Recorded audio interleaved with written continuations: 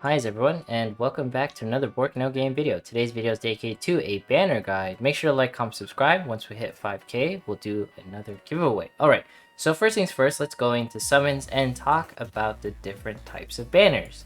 So pretty much the banners that we are currently getting right now are known as time-gated banners, alright? Now, I'm going to leave this in the description, but you'll see here, it describes banners as time-gated banners and server-wide banners. So before we go into other things, let's talk about the global time-gated banners. So there's two types of global time-gated banners. So these banners, as you can see on the fact, are based off of your account creation date. The rate up banners are pretty much the banners that use normal tickets. You can see right here at the facts, right? These normal tickets right here.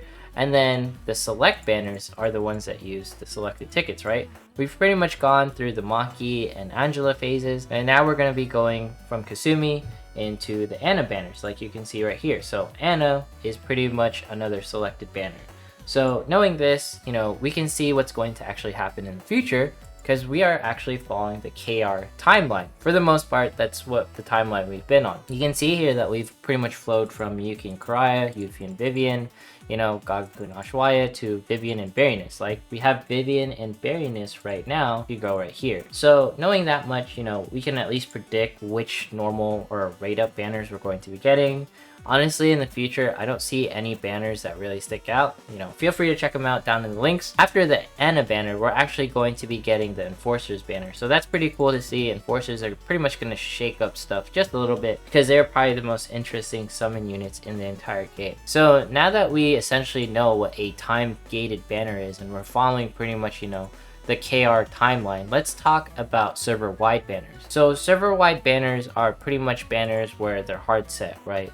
Like, these are banners that everyone will get, and it's not based off of your account creation. So you'll see it right here. Everyone at the same time, most likely a new unit. So when you see these banners, most likely it's a new unit, and I'm not really sure if these get added to like the normal rate up pool, because from what I've seen, I don't think I've seen Jemmy or Edward pop up in the normal pool whatsoever. Let's actually check right now. So if we go here, go to Radiant Summon, and then see details, I don't see them. So for the most part, let's just say for now that they're gone forever for the most part. Maybe that's kind of unfortunate because Jemmy is probably one of the biggest power spikes in the game so far. But you know what? I'm pretty sure they'll release more like global wide banners, and these are probably the banners that we should technically save for because these are units that are technically not coming back. So let's look at the KR server wide banners, and you can see here that some of the banners that they got initially were actually, the Jemmy and Edward banners. And the ones that they get even further down the road are some of these characters that we saw in the Halloween event, particularly this one, the one with like the double umbrellas. She looked pretty cool. And we're also seeing the banners that, Brooke and Ming that were announced in the Illusion Connect like live YouTube video, which is pretty cool. So feel free to check that out. I'll add that in the description as well. So knowing that these are the banners that we're going to be getting, we can sort of get a flow of like the way things are dropping. And for the most part, if the Brooke and Ming banners pretty much stay intact, I would say the Brooke one's pretty decent because it has Miyuki and Selena and Brooke herself. But Brooke, from what I've been hearing, she's not like the greatest character. And then Ming has Karaya and Berryness. For the most part, I think she's a little bit better, but we'll see as, we get more details. I haven't really read into their skills. But for the most part, like, these are banners that, from what I've seen, do not go into the normal pool. So if you like any of these designs, make sure to save for them. So, that pretty much explains like those kind of banners where it's the time-gated banners, right? And then the server-wide banners. Let's talk about some other things like the Gnosis summon and the Honor summon and then the Contribution link summon. So with the Gnosis summon, these are pretty much like the three of these are all pretty much material summons. The most important part is that you're guaranteed an SSR after summoning 99 times. So 39 more times and I'll get Nicola.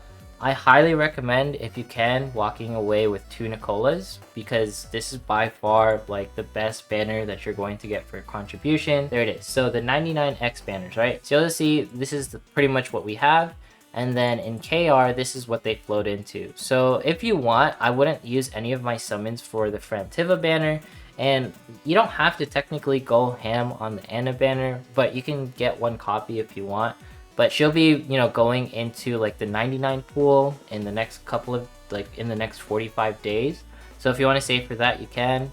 If you don't want to summon for Hotaru either, and you want to wait for Gagaku because she's one of the better summons, I would say, then you can as well. But I would go really crazy in Nicola. Angela's just not the best in my opinion, unless you're running a certain comp where you're pretty much benefiting from her specific playstyle. Alright, so now that we pretty much know how these 99X banners work out, let's talk about pretty much the best ways to acquire summons for everything, right? You're given technically 1 select ticket per day. So you can technically get 7 select tickets per week. Now, it technically gets even sweeter because on every single new banner, you are actually guaranteed this puppy right here, which is, you know, you get 2 free tickets when a new limited banner drops, which is absolutely amazing. If you go into Dream Expedition, you can actually get another 5 select tickets per week. Now, I know this isn't like something that everyone can achieve, but I just wanted to share that. If you can get to somehow, I don't know how, World E, you will get 5 select tickets per week, not including 2 initial summons that you get for pretty much a new limited banner dropping. So pretty much what I'm trying to say here is in total, you can get up to 12 summon tickets per week, essentially, because we get a brand new like select banner every single month or every single week, right? So you get 2 weeks from that, or 2 summons from that, and then you get 5 from here if you somehow get to World D, which really hard. I'm at like World B right now. And then you can also get, you know, 1 per day. And then let's talk about the normal rate up banners. You can actually get 5 normal tickets every single week as well. So if you beat Elite, Regional B, Urban B, and then National B and Continental B, you will get 5 normal summon tickets every single week. And if you have SVIP from the shop, then you will get another 5 summons per week. So this is like kind of like a win-win, right? Not to mention this is permanent. So you can get a permanent style of getting 1 multi per week. Like,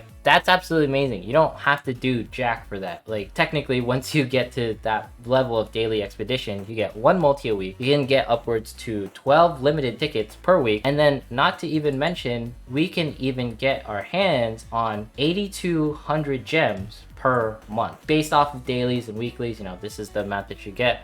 But overall, you get 8,200 per month. So with that being said, there is definitely a huge problem with dust. Like, I have to admit that. But another thing that I really want to say is that there are a lot of ways that you can summon in this game. If you can at least get through daily expedition, you get at least 1 multi a week. All right. So that of itself is really amazing. I'm just saying, like, there's like not a lot of like losses here. Plus like the 8,200 diamonds. There is a lot of things that we can get per week. Summon tickets. There's a lot of things that we can do to get selected tickets. There is a very, very bright future for Illusion Connect is what I'm trying to say. And hopefully with like this banner guide, you can sort of plan out what you want to save for a new account, or if you want to play the game. Anyway, that's it for today's video. Make sure to like, comment, subscribe. Once we hit 5K, we'll do the giveaway. And follow me on Twitch, follow me on Twitter. I will see you in the next one.